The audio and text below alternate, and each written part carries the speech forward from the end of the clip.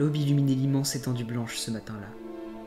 Le vent s'était levé avec le jour, balayant froidement du regard toute la lande. Impartial, il forçait les arbres à faire leur révérence et maintenait au sol les quelques oiseaux assez insolents pour devancer l'astre sacré. La lumière était toute proche. Bientôt, elle irait se refléter sur la poudreuse et dans les pupilles de tous les animaux sauvages de la steppe. Au loin, on entendait des rafales de vent qui heurtaient lourdement le sommet enneigé, comme pour rappeler aux clans que leur combat ne serait jamais vraiment terminé. Le glas de la survie résonnait enfin. Le soleil s'éleva, la neige commença à tomber, les arbres se redressèrent et tous les oiseaux prirent leur envol. Petit Écho fut réveillé par des cristaux de glace qui lui chatouillaient les moustaches. Il avait froid. Il tâtonna à côté de lui pour chercher sa mère. Ses coussinets finirent par toucher son pelage douillet.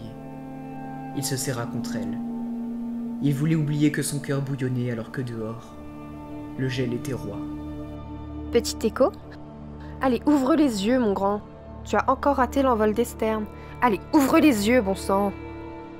Petit Écho ouvrit enfin les yeux. Il découvrit avec joie que sa mère le fixait de ses grands yeux bleus turquoise. Puis, il se retourna en grommelant. Il avait encore sommeil, lui. Tu me dis ça chaque matin, maman. Mais chaque matin, les sternes s'envolent avec le soleil. Je veux voir ce spectacle toute ma vie, non? Alors pourquoi se réveiller tôt? Le regard de Aile de Neige sombra dans le vide. Petit Écho comprit son erreur trop tard. Il savait que sa mère avait perdu sa sœur récemment, lors d'une matinée de chasse. Pardon, maman. Une larme émana de l'œil bleu glacé de la reine. Ce n'est pas grave, Petit Écho. Tu apprendras vite. Tu apprendras bientôt qu'il faut remercier nos ancêtres pour chaque jour de survie supplémentaire. Cela passe par observer le spectacle que le monde des clans nous offre. Et tu verras, mon amour, qu'à ce moment-là, tu ne voudras plus vivre, mais survivre. La goutte salée coulait sur le visage de la guerrière, descendant impitoyablement jusqu'au bas de sa joue. Petit Écho le remarqua et serra sa mère un peu plus fort. Aile de Neige était si sage, et il avait tout à apprendre. Je t'aime, Aile de Neige. Moi aussi.